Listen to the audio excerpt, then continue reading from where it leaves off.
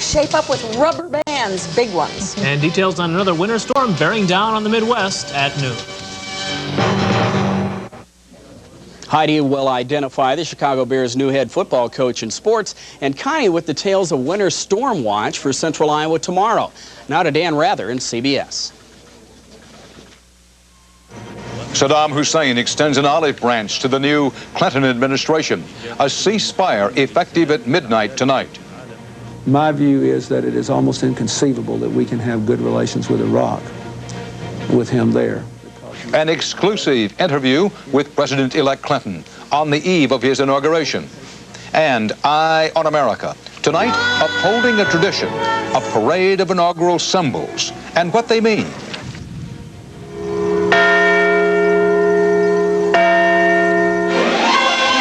This is the CBS Evening News.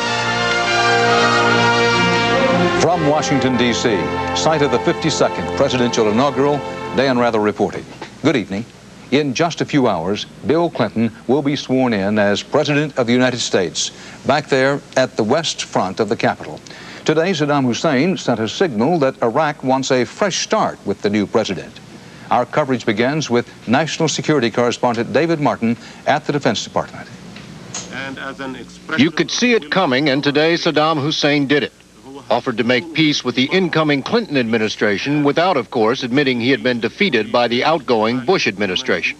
The Revolutionary Command Council has decided on a ceasefire as of the morning, 8 o'clock in the morning of 20 January 1993, Baghdad time, unless the other party did not stop firing. That's midnight tonight Eastern Standard Time, and it applies to both the northern and southern no-fly zones. The southern zone has already fallen silent, with the Pentagon claiming to have knocked out the air defenses which threatened American warplanes. There are a few radars still left, but the system doesn't function anymore as a radar or as an air defense network. In the north, however, Iraqi anti-aircraft guns and American planes continued to exchange fire today. In northern Iraq, we are now in a posture where we're hitting back at their air defense and anti-aircraft artillery sites that are shooting at coalition aircraft. If Saddam makes good on his word, always a big if, the shooting in the north should stop in a matter of hours. But that alone will not be enough for the incoming Clinton administration. What we need to do now is to see Iraq change its behavior. President Clinton said he was going to judge Iraq by what they do, and they're not in full compliance now with UN resolutions, and they must be. One of those resolutions requires Iraq to permit this UN plane to carry weapons inspectors into Baghdad, flights which have been held up by Saddam's refusal to guarantee safe passage through Iraqi airspace. Late this afternoon, the UN Security Council went into closed session to consider Iraq's latest offer. And afterwards, the head of the inspection team said he now considers it safe to fly into Baghdad. We hope that the present communication is the final one in this sad story, and that we now can go back to business, which in the interest both of the United Nations and of Iraq. President Bush used bombs and missiles to deliver his message to Saddam, but the only message Saddam seems to care about is the sound of President-elect Clinton taking the oath of office. Dan? David Martin at the Pentagon, thanks. One of Iraq's government-controlled newspapers ran what it called an open letter to Mr. Clinton today. It urged him to, and I quote, save your country from a lot of problems which, if they remain, will bring your country down, unquote. CBS News correspondent Bob Simon is following the story in Iraq, and he joins us now from Baghdad. Bob? Dan, President Bush bombing Iraq was good for Saddam Hussein. It directed anger towards Washington. It diverted people's attention from the hardships of their lives. President Clinton bombing Iraq would be a different story altogether. It would let people know that they face another 4 years of war, sanctions, and misery. Saddam Hussein's entire policy now will be directed at not giving Mr. Clinton the slightest pretext to continue the airstrikes. Now, Saddam made no pledge tonight to stop sending his planes over the no-fly zones. He did not pledge to stop moving his missiles around. But diplomats here are convinced he will stop all these provocative acts right now. What we heard tonight, Dan, were the opening bars of a new tune out of Baghdad, a soft, compliance song designed to convince the administration that it can deal with Saddam Hussein. I asked several people in Baghdad tonight whether they believed that peace was now at hand. Not surprisingly, I got the same short response. Inshallah, God willing. Dan? Thanks, Bob Simon in Baghdad. Well, at midday tomorrow, Saddam Hussein officially becomes President Clinton's headache. In an exclusive CBS News 48 Hours interview at Blair House today, I asked Mr. Clinton whether U.S. relations with Iraq and Saddam are likely to improve anytime soon. I think that depends largely on what he does and whether he shows more willingness to comply with the United Nations resolution. And of course, our allies have to maintain their resolve. I've been very encouraged by the support that we've received in these days from Britain and from France.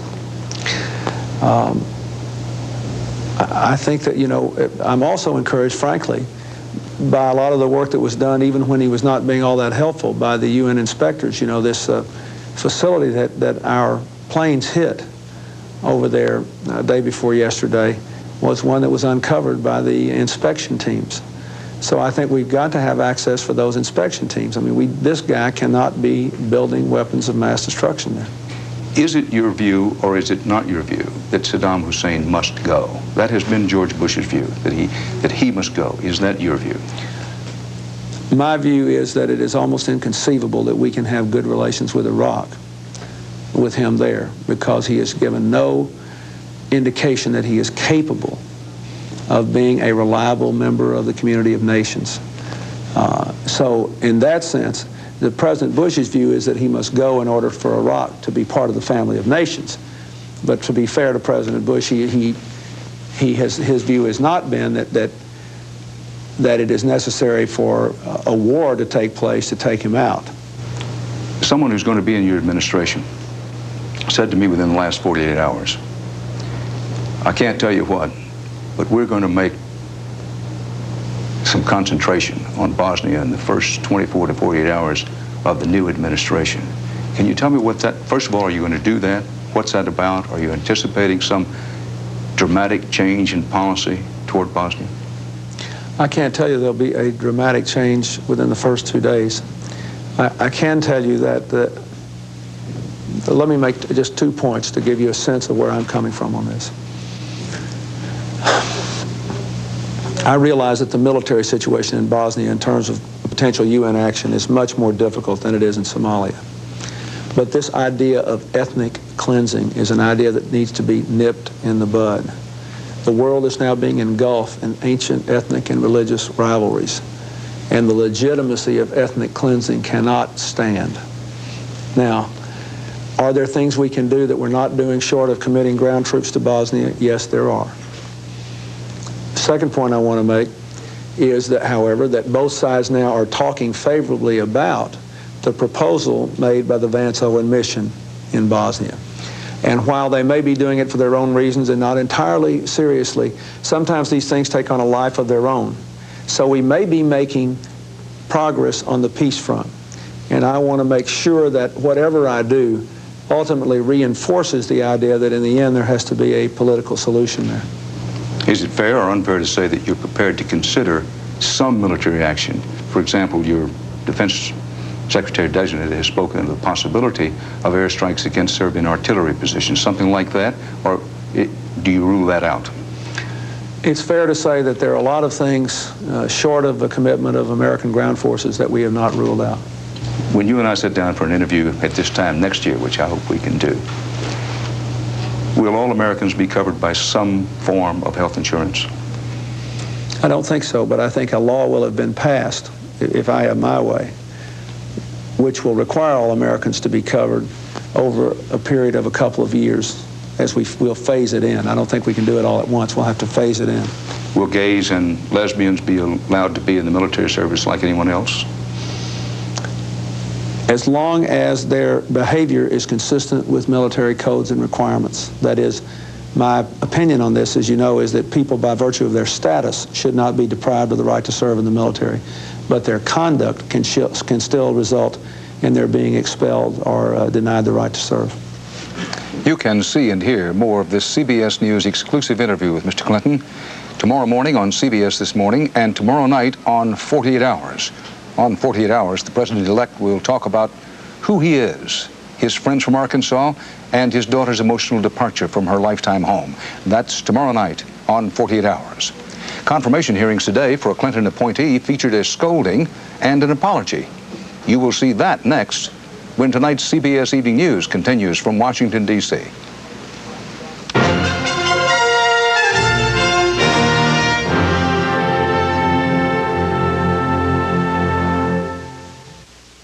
Quality results depend on making the right investments. And at Ford Motor Company, that begins with our employees.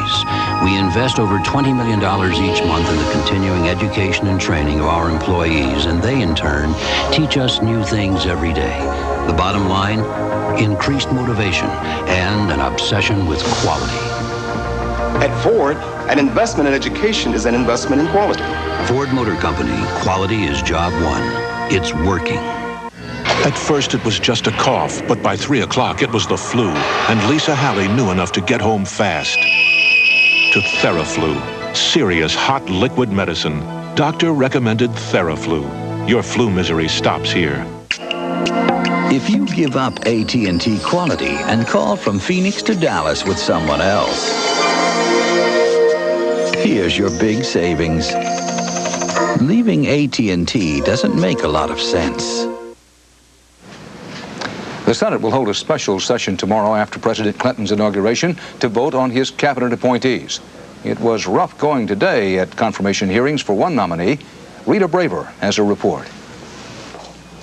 It was supposed to be a triumphant occasion. The first woman nominated to be Attorney General, testifying before the Judiciary Committee, complete with new women members. But the focus on Zoe Baird was not on the woman who made it as a big-time corporate lawyer, but on the working mother who broke the law, hiring illegal aliens as a babysitter and driver to work in her house in Connecticut, failing to pay their Social Security and other taxes. It was a violation of the law to hire undocumented workers. Our decision to hire the couple was wrong, and I deeply regret it. Baird looked embarrassed as both Democrats and Republicans lectured her and her Yale law professor husband, who together made more than $500,000 last year. There are tens of thousands, millions of Americans out there who have trouble taking care of their children with 1/50th the income that you and your husband have. And that they do not violate the law. You are aware of that, aren't you? Yes. You're sorry you did wrong? Absolutely. You're repentant for doing wrong? Yes, sir. You won't do it again? You can be sure of that. Baird is also under fire for positions she took as a lawyer for both General Electric and Aetna Insurance Corporation in favor of limiting damages individuals can collect from companies. Consumer advocate Ralph Nader. Bill Clinton assured the American people that there was going to be a change in Washington. And for too many years, Washington has been controlled by big business and its lawyers. And so who does he appoint to head the Justice Department? A lawyer for General Electric and now Aetna. But Baird's biggest problem is her record of employing illegal aliens.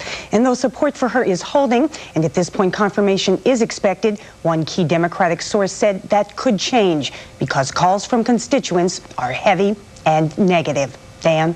Rita Braver, thanks. A Justice Department report released today says FBI Director William Sessions has been reprimanded for possible ethics violations. The report says that Sessions has been ordered to pay the Treasury Department for personal expenses he improperly billed to the U.S. government. The FBI Director insists he did nothing wrong. Coming up next, Eye on America. Tonight, the man who plays the saxophone does pretty well with the cymbals, too.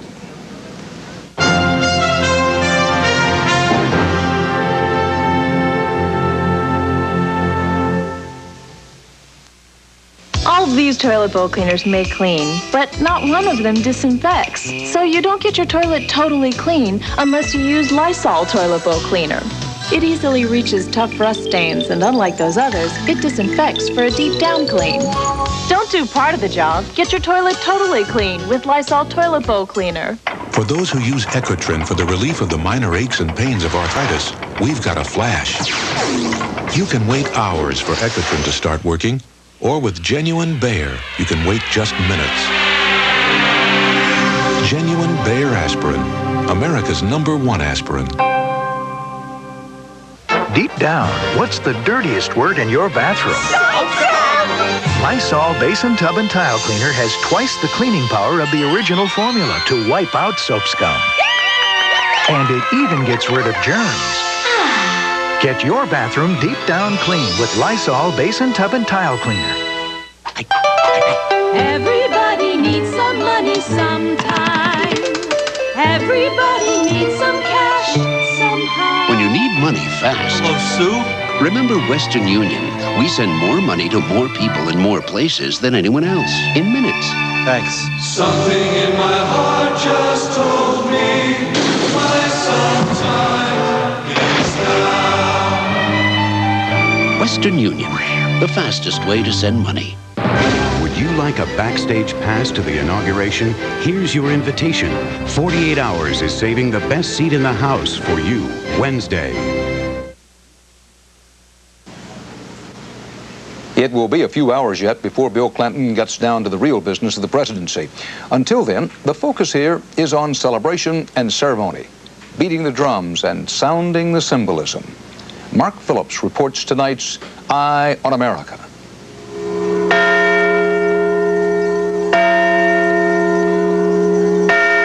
In a week full of questions about the new administration, the inaugural itself has posed some riddles of its own. Think of this as an inaugural quiz. When is a dance not just a dance? When it's a symbol? When is a walk not just a walk? When it's a symbol? When is a concert not just a concert? A fair not just a fair? A visit to a famous country house not just a visit? When they're symbols. Bill Clinton, the campaigner, lived by the symbolic gesture and seems determined to carry that right into the White House. Every administration, to a degree, is theater. Has to be. This is the nature of public life in America, and this is the opening scene.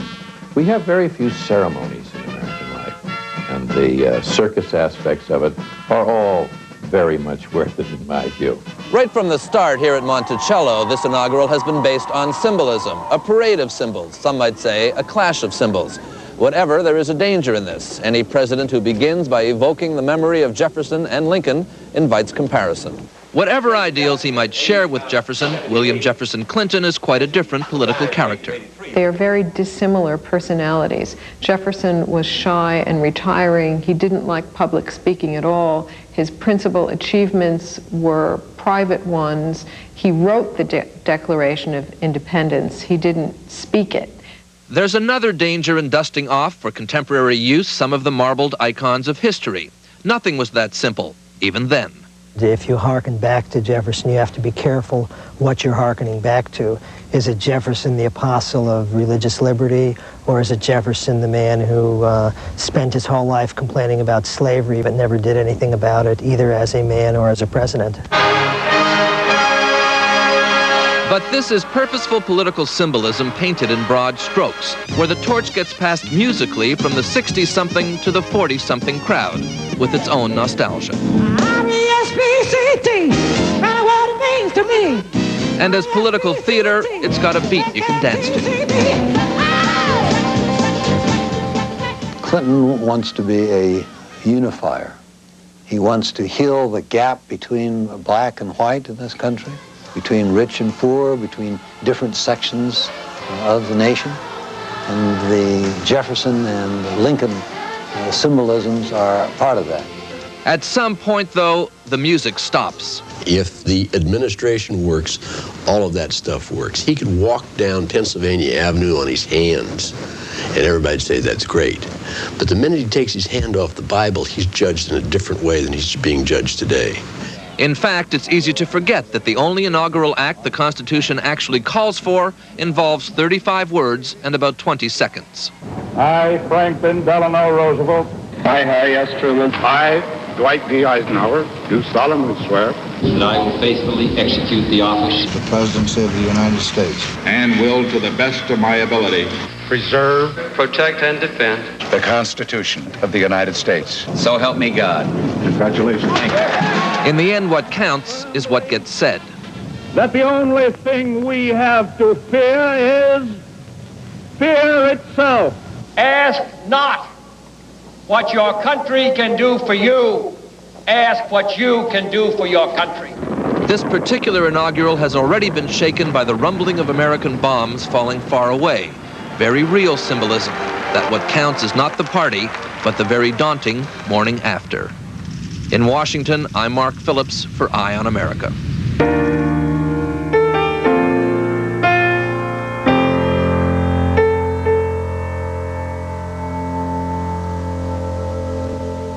Introducing Ford Taurus and the list. Quality, design, and safety are all at the top of our list, which is why we're at the top of this list. Ford Taurus, the best-selling car in America. I try to ignore my sensitive teeth, but they hurt. Sensodyne helps stop the pain that can make you stop brushing, could lead even to tooth loss. And now Sensodyne has fluoride. Fluoride, great. New Sensodyne helps stop the pain of sensitive teeth. If you're like me and use bladder control protection, Johnson & Johnson has some great news for you. Free samples of new Serenity with Dry Layer Plus. To get your free sample pack, call today 1-800-342-3800. Serenity guards now have a new blue layer that pulls in liquid quicker and holds it, so I feel drier. And you will too. It has odor protection, and that's fresher. So call for your free sample, 1-800-342-3800. January, he was Mr. Right. February, Mr. Wrong. March, he's back. There's only one calling plan that adjusts with you. Off again, on again, never again. It's the most from Sprint. The most saves you on whomever you call the most each month. Even when it changes, it's automatic. Could be the easiest part of your relationship.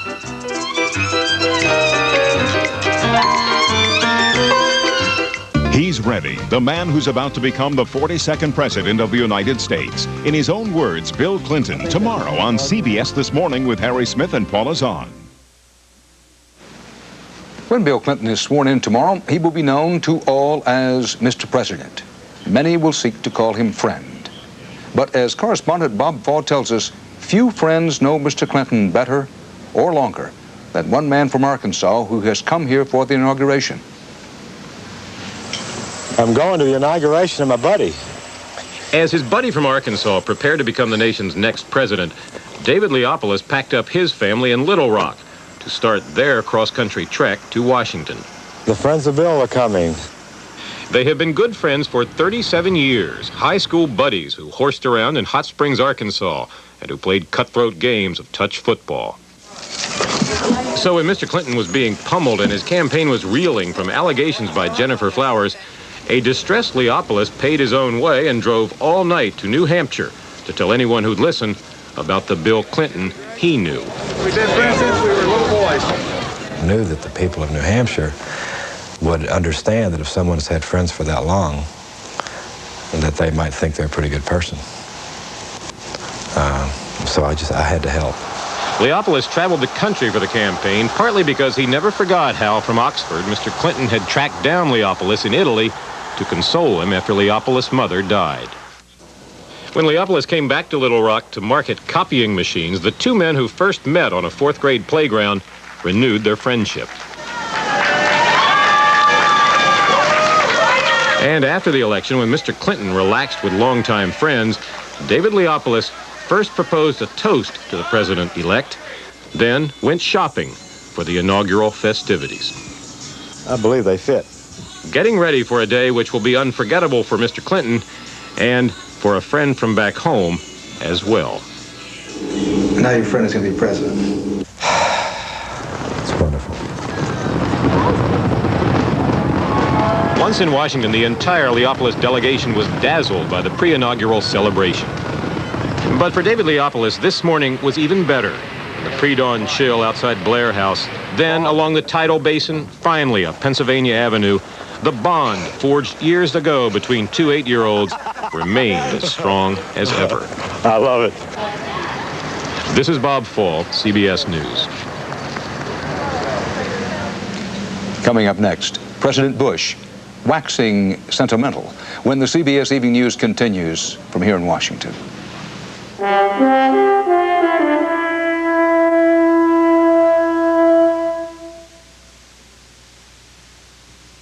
Have you ever eaten fat-free foods? Have you? Because if you had, you'd know how bad they taste, and you wouldn't need me to tell you. But I'll try it. This is wonderful. I like this. It's crispy, it's light, and I know it's not fat-free. Kellogg's Corn Flakes have always been fat-free. Kellogg's Corn Flakes, fat-free? Taste them again for the first time. All right, so I was wrong. Sometimes I'm wrong. If your business gives up the quality of AT&T Pro Watts and calls from Boston to Chicago with someone else, here's your big savings. Leaving AT&T doesn't make a lot of sense. What do you smell? I can't smell anything. My nose is clogged, yeah. For fast relief, try Dristan 12-hour nasal spray. Now smell. It's an orange.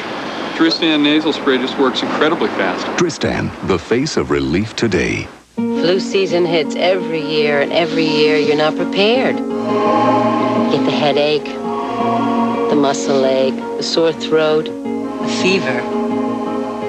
And I get the Advil. For flu pains and even fever, one Advil is as effective as 2 regular-strength Tylenol, and it's gentler to your stomach than aspirin. Hey, if I'm gonna get the flu, at least I know I can count on Advil. Advil, advanced medicine for pain.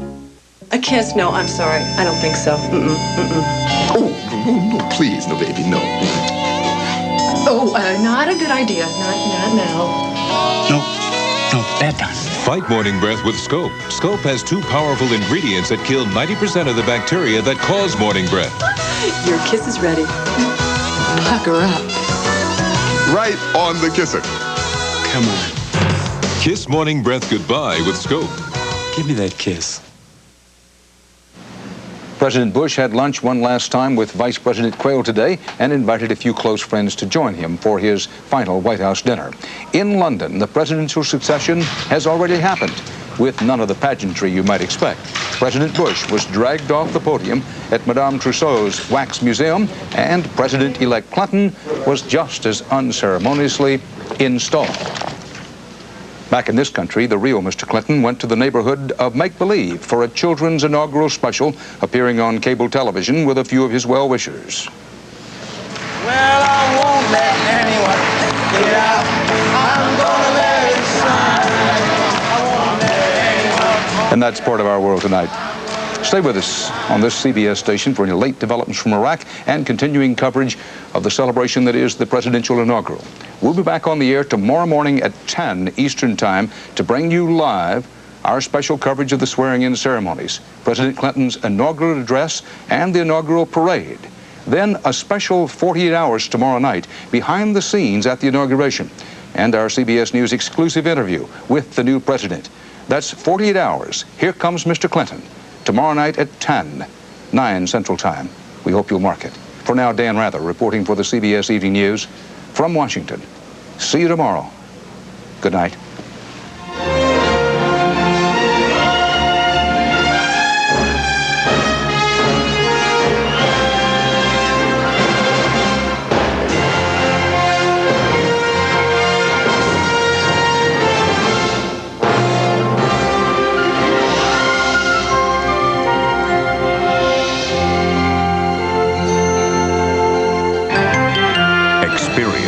CBS News. Next on the TV8 News, Iowans helping in the Clinton transition. Kevin Cooney with another live satellite report from the inauguration. Also tonight, the many ways minors are using fake IDs to buy alcohol. And Des Moines parents ready to speak out against putting school kids on MTA buses. Connie with more on that winter storm watch, and Heidi with an update on Johnny Orr's health. TV8 News is next. Your Chrysler Plymouth dealers proudly announce the Chrysler Award Celebration Sale going on now at the minivan store.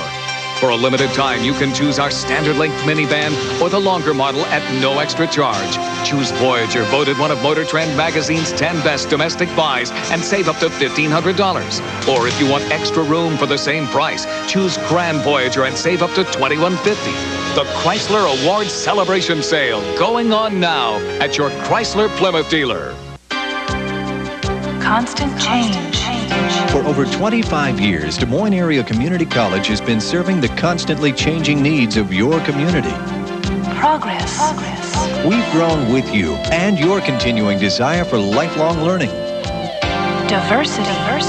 And we're here to serve everyone with every kind of need, including you. Des Moines Area Community College, a part of your future. Boaters, don't miss Iowa's biggest boat show and sale, January 22 through 24, Unidome. Hundreds of boats plus motorhomes, resorts, tackle, seminars. Boat show, Unidome. It's boat shopping time. You're watching today's TV8. And this is News Now. This is TV8 News at 6. Good evening, I'm Steve Carlin. And I'm Sue Mason in for Kevin, who's on assignment in Washington.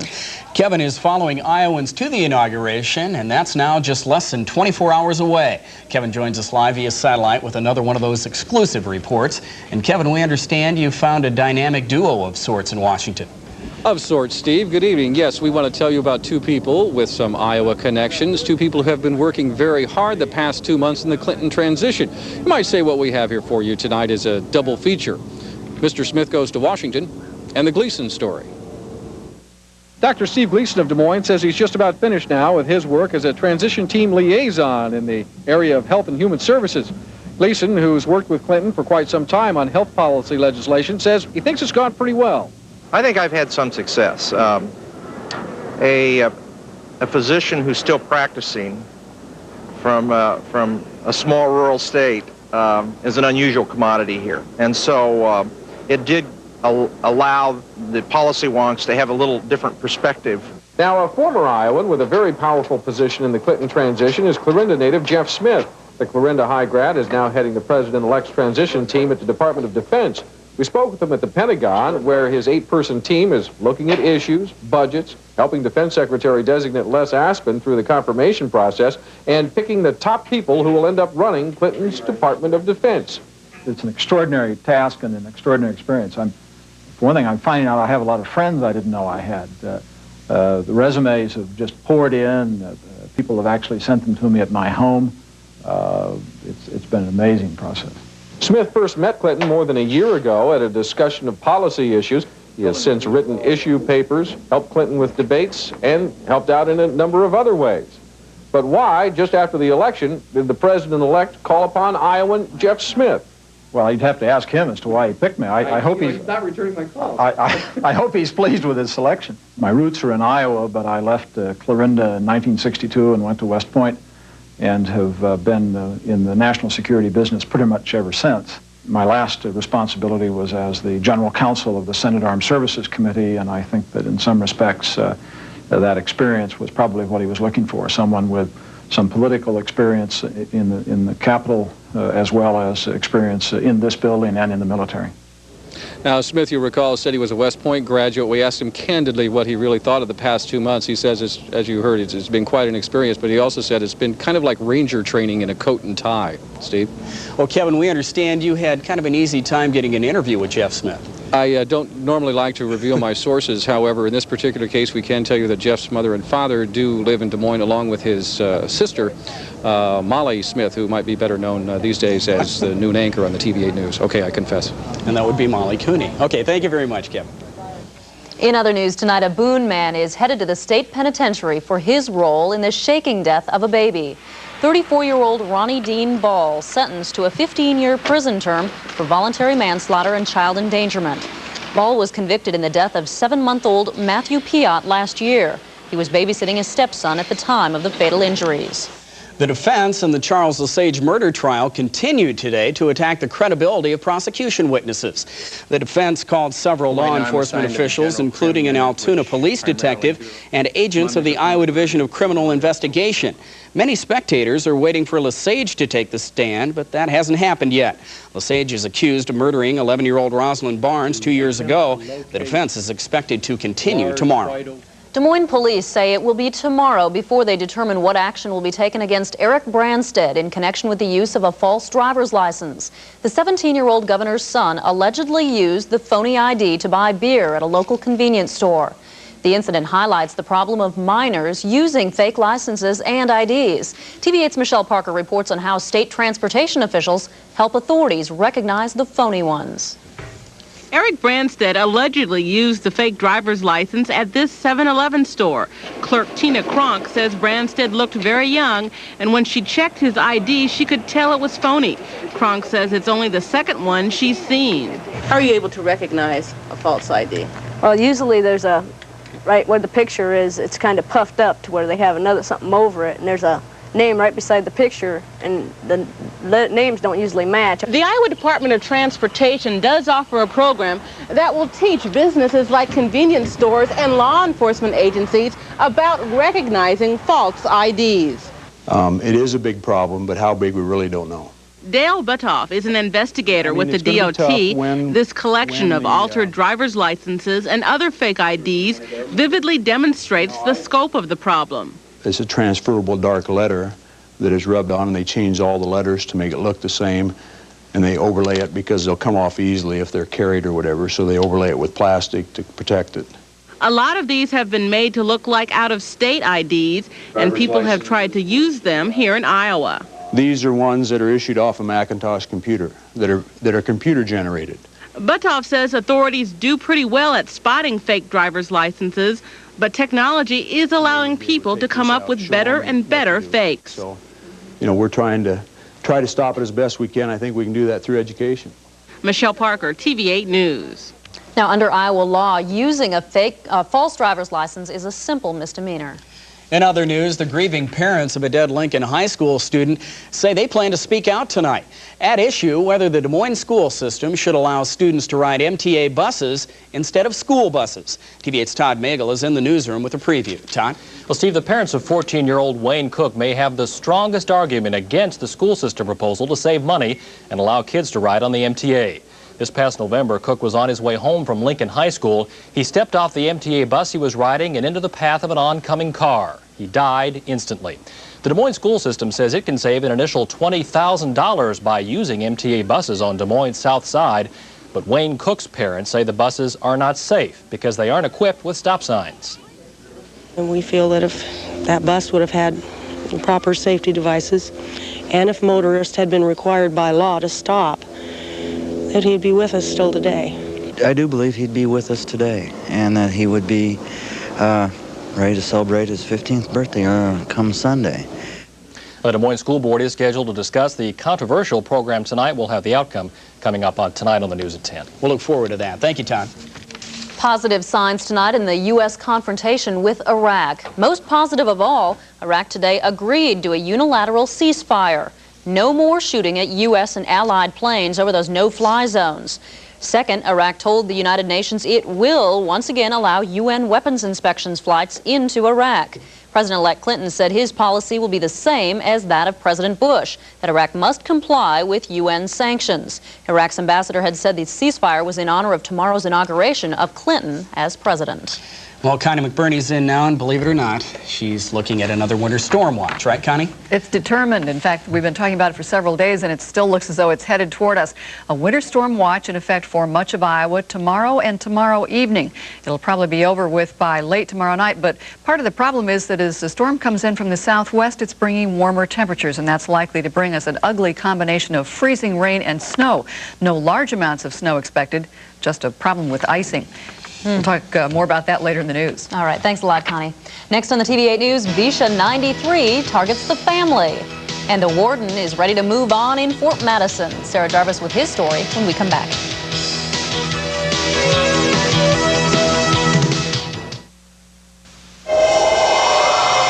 Expect spring rains today with a chance of thunderstorms and high winds. Pick up 10 more bags of 3162. He had it. I'm on my way.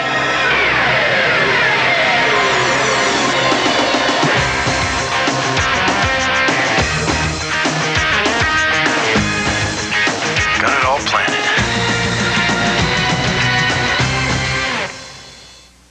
The results are in. Charles gave us Ford is still Iowa's #1 car and truck dealer, #1 in selection, #1 in lowest prices. And we're bringing you the #1 selling car in America, the Ford Taurus, as low as $13,490. America's #1 selling truck, the Ford F-Series pickup, as low as $98.90. America's #1 sport utility vehicle, the Ford Explorer, over 25 available. And the #1 small car, the Ford Escort.